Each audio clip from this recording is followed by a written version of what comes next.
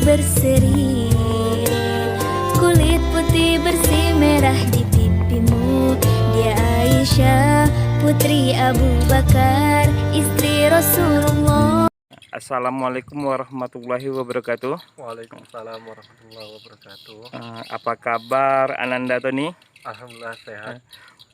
Bagaimana Dinda melihat perkembangan tangsi Belanda yang barusan kita lihat ini?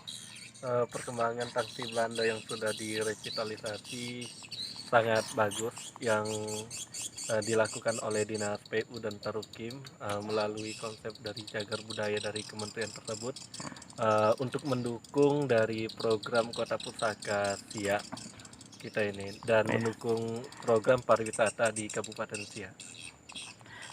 Kalau untuk bagaimana pengalaman Ananda ketika kuliah di mana dek?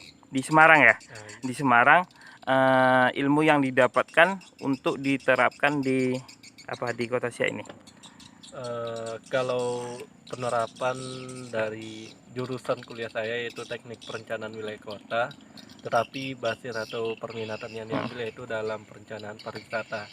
Nah, jadi kalau konsep untuk pengembangan tangsi Belanda khususnya desa Benteng Hulu, yaitu judul skripsi saya juga mengenai tentang pengembangan pariwisata desa di Benteng Hulu ini. Nah, konsepnya itu tangsi Belanda atau bangunan yang sudah ada biar ramai dikunjungi oleh wisatawan juga harus didukung oleh konsep A4 pariwisata. Salah satunya yaitu atraksi. Nah, atraksi di sini yaitu kita harus bisa memanfaatkan kearifan lokal. Bagaimana di Benteng Hulu yaitu setiap bulan Ramadan itu di depan tangsi Belanda ada pasar Ramadan. Nah, ketika kita bisa membuat atau mengusulkan juga ke PJ Kampung Benteng Hulu sekarang untuk membuat setiap hari Minggu pagi itu Car Free Day dekat sekitaran depan tangsi Belanda, kan jalannya juga lebar. Nah, sekitaran Koramil juga ada. Jadi konsep Car Free Day dengan adanya pasar rakyat. Jadi menjual jajanan tradisional serta mendongkrak kearifan lokal dan pengembangan dari masyarakat itu untuk berekonomi kreatif. Lalu di sekitar sini juga dahulunya itu sebagai tempat penyeberangan ke Siak. Dari sana ke sini ya. Ada sampan penyeberangan dulu. Jadi juga bisa kita manfaatkan. Jadi tidak percuma dibangun sebatas pendukung untuk Instagramable atau foto. Jadi juga ada sampan pariwisata atau sampan wisata. Satu lagi pertanyaan Anda, jika melihat potensi pariwisataan keseluruhannya untuk di Kabupaten Siak, bagaimana tanggapan Ananda dibandingkan dengan di Pulau Jawa? Maksudnya itu tingkat kearifannya.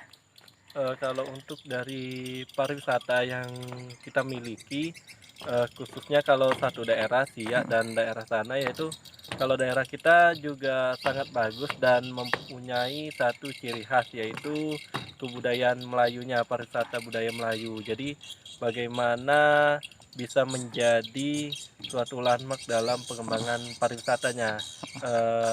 Jadi hanya saja bagaimana antara kolaborasi pemerintah, swasta, dan masyarakat untuk turut aktif dalam mengembangkan pariwisata tersebut.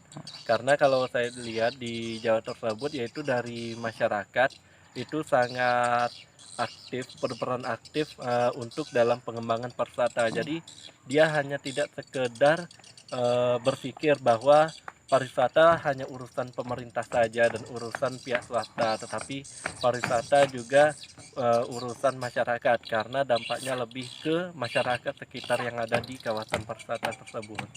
Terima kasih atas wawancara pagi hari ini.